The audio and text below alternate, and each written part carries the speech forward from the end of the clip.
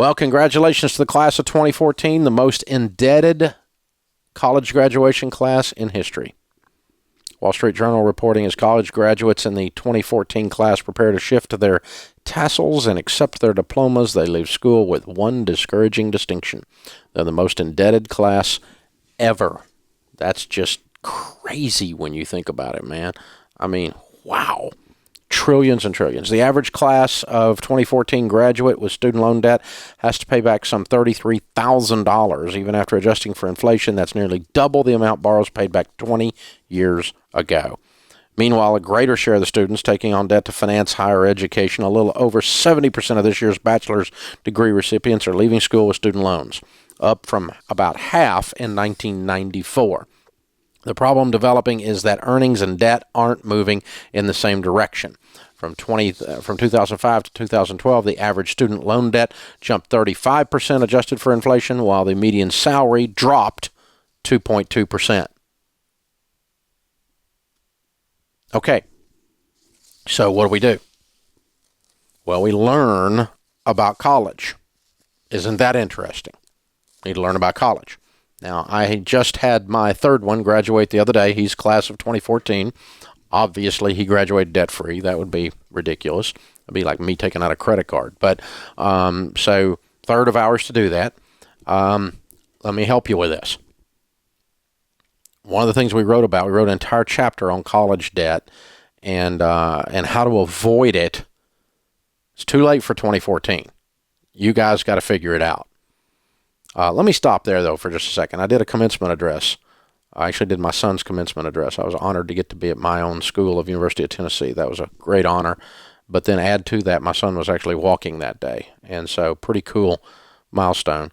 In that commencement address, I told those young people two things that you need to hear if you're coming out in 2014 or you came out in 2015 and you're a victim of these statistics. By the way, you're not a victim. You made choices. Thing number one you need to know is this. You are entitled to nothing. Nothing. This culture owes you nothing.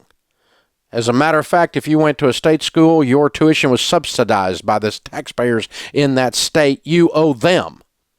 You owe society a debt for your education. You're entitled to nothing. Let me tell you what you do have. You do have the best possible time to have graduated and entered the business world in the history of mankind.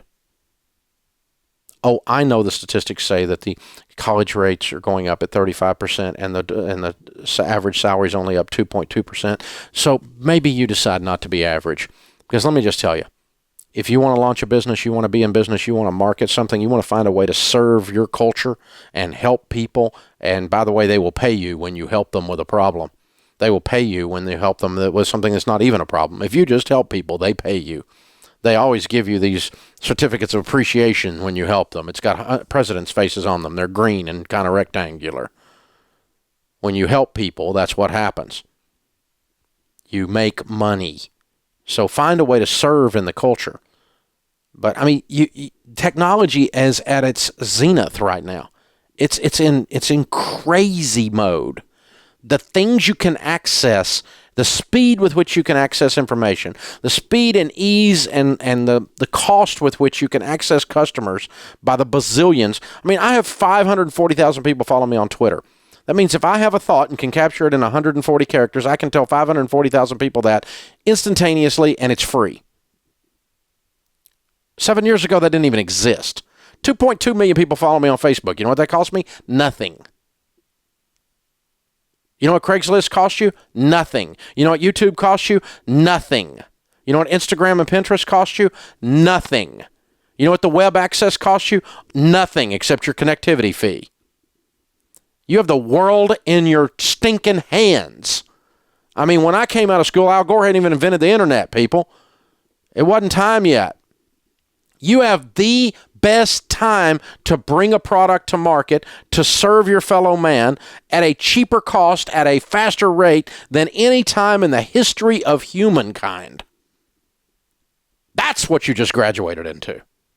Freaking opportunity coming out your ears. But you are entitled to nothing. You have the right to pursue happiness. Now, how do we go to school if we're not 2014? Let's say we're 2020. Maybe we're seniors or juniors. How do you go to school and not be one of these student loan ridden people that come out with this stuff hanging around their neck? And I'm not talking about cords from graduating well. I'm talking about weights. Well, the first and foremost reason that people go into student loan debt is they select a college they cannot afford. Go to a school you can afford. Shut up. I don't really want to hear it. Go to a school you can afford. Period. If you start 2 years in a community college, if you go to in-state, if you live in your mama's basement while you go in-state, you keep the cost down to if you have $1 bazillion and your daddy's a billionaire and you want to go to a school you can afford, that's any school, go. I got a friend of mine's got his kid in private school, costs about $100,000 a year. And he can afford it, and that's fine. I don't have any issue with that at all. I really don't. Wherever you want to go, but you pay for it. And you parents, your job is to parent. And that includes 18-year-olds who are picking out $200,000 worth of tuition they can't afford at some stinking school because their boyfriend's going there. This is stupid. And it's because you parents aren't parenting. Love your children well enough to participate in the decision and demand in order to get your involvement in the decision that they make good decisions that they can afford. College selection is number one. Number two is get a job while you're in school. Won't hurt you. It's not child abuse. Number three is apply for 4,000 scholarships. You will get turned down for most of them, and the rest of them will give you money for free. See, there's ways to do this, folks, without a student loan. Oh, and while you're in school, live in the dorm. You don't need to live in an apartment with a jacuzzi and a skylight and a racquetball court. Give me a break. You're a college student. This is the Dave Ramsey Show.